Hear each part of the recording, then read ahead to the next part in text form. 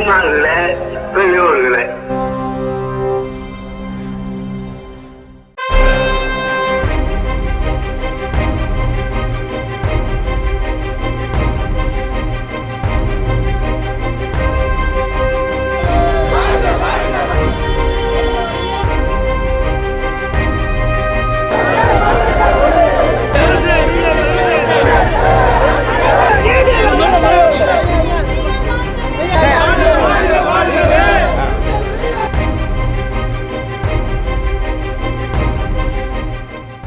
பேரமிக்க கழக துணைத் தலைவர் பொறுப்பாளர்கள் உட்பட அனைத்து நண்பர்களே, ஊடகவியல் தோழர்களே, உங்கள் அனைவருக்கும் அன்பான வணக்கம். இந்த கூட்டத்தினுடைய இந்த கண்டன ஆர்ப்பாட்டத்தினுடைய முக்கிய நோக்கம் என்ன என்பதை இந்த முழக்கங்கள் மிக தெளிவாக அனைவருக்கும் அகிலத்துக்கும் அறிவித்து கொண்டிருக்கின்றன. இடஒதுக்கீடு, சமூக நீதி, வகுப்புரிமை என்பது இருக்கிறத, அது முழுக்க முழுக்க தமிழ்நாட்டினுடைய மூச்சுக்காற்று. தந்தை பெரியார் மண் அகிலத்துக்கே தந்த மிகப்பெரிய உரிமை வெற்றி. இது இன்னும் கேட்டால் 1928 முதலிலே வீழ்த்தது. இந்திய அரசியல் சட்டத்திலே இடஒதுக்கீடு தரப்பட்டது என்பது இருக்கிறத, அது 1950 முதல் கொண்டுதான். ஆனால் அதே நேரத்தில் அதை உடனடியாக அதை வேரை வெட்ட வேண்டும் என்பதற்கு முயற்சிகள் செய்யப்பட்டன. ஆனால் அதற்கு முன்பே, பல ஆண்டுகளுக்கு முன்பே இந்தியாவுக்கே வழிகாட்டக்கூடிய ஒரு வகையில் அமைந்த ஒன்றுதான் தந்தை பெரியார் அவர்களால் நீதி கட்சியின் ஆதரவினாலே மிகப்பெரிய அளவிற்கு வந்த வகுப்புரிமை. அதற்கு எதிர்த்து 51 போராட்டம். இப்படியெல்லாம் செய்தனுடைய விளைவாகத்தான் இந்திய அரசியல் சட்டத்திலே நமக்கு தெளிவான உரிமை அங்கே வழங்கப்பட்டு முதலாவது அரசியல் சட்ட திருத்தம் தந்தை பெரியாருடைய போராட்டத்தாலே நடைபெற்று வெற்றி பெற்றது. அதற்கு பிறகு பொருளாதாரத்தை திணிக்க வந்த நேரத்திலே கூட நாம் எதிர்த்து வெற்றி பெற்றோம், எம்ஜிஆர் அவருடைய ஆட்சியிலே கூட. அதற்கு பிறகு மண்டல் கமிஷன் என்ற பிற்படுத்தப்பட்ட மக்களுக்கு ஏற்கனவே இருந்தது.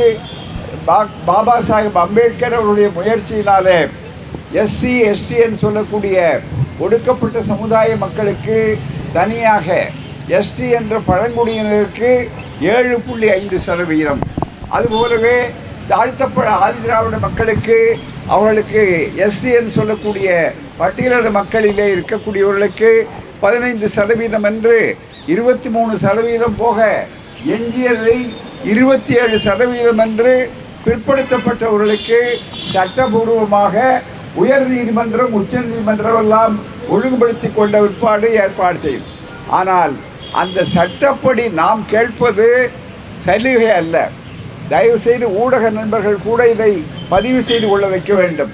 கேட்பது சலுகை அல்ல, பிச்சை அல்ல, நம்முடைய கோரிக்கை அல்ல, சட்டப்படி நமக்குள்ள உரிமை. எனவே சட்டப்படி நமக்குள்ள, அரசியல் சட்டப்படி நமக்குள்ள உரிமை.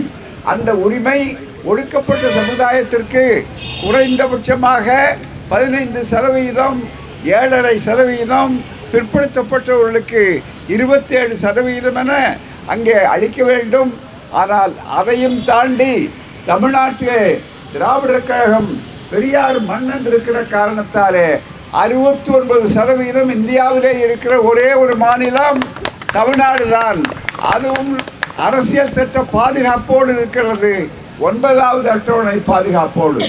இப்படிப்பட்ட இவ்வளவு பாதுகாப்பாக இருக்கிற ஒரு அரசை, அரசினுடைய கொள்கைகளையே தூக்கி விழுங்கக்கூடிய அளவிற்கு மத்தியிலே ஒன்றியத்திலே ஆளக்கூடிய RSS, பாஜக, மோடி அரசு முழுக்க முழுக்க அதை கடைப்பிடிப்பதே கிடையாது.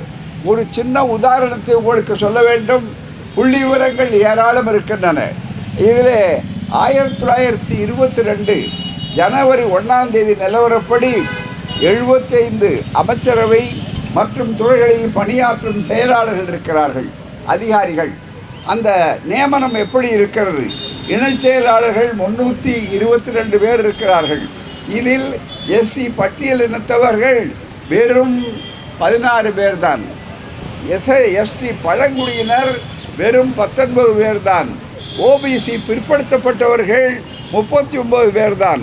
இதுவரையிலே அது மட்டுமல்லாமல் 2019 முழுக்க என்ன சூழ்நிலை என்பதை எண்ணி பார்க்கிற போது நண்பர்களே, மிக முக்கியமாக கவனிக்க வேண்டியது ஆண்டு நிலவரப்படி 89 செயலாளர்கள். இவர்கள்தான் மிகப்பெரிய அதிகாரிகள், அமைச்சர்களுக்கு வழிகாட்டக்கூடியவர்கள்.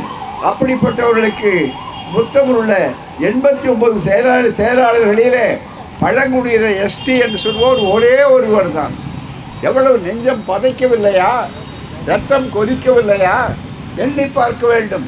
ஒடுக்கப்பட்டோர் எஸ்சி என்று சொல்லக்கூடிய நம்முடைய ஒடுக்கப்பட்ட தாழ்த்தப்பட்ட சமுதாயத்தை சார்ந்தவர்களுக்கு சட்டப்படி 15 உரிமை உண்டு.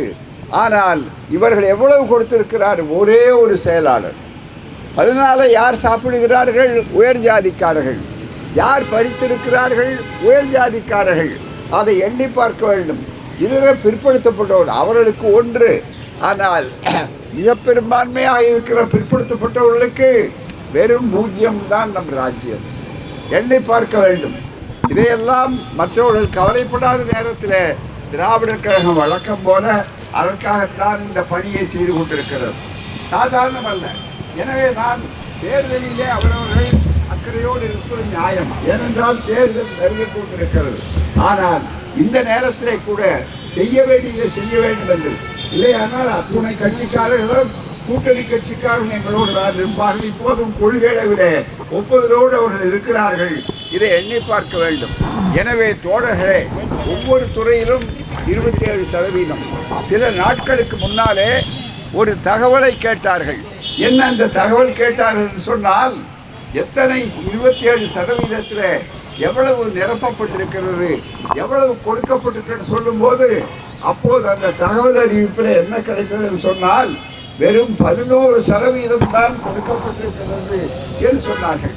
இதில் 27 11 கழித்து விட்டு பார்த்தீர்களானால் எவ்வளவு இருக்கிறது? 16%.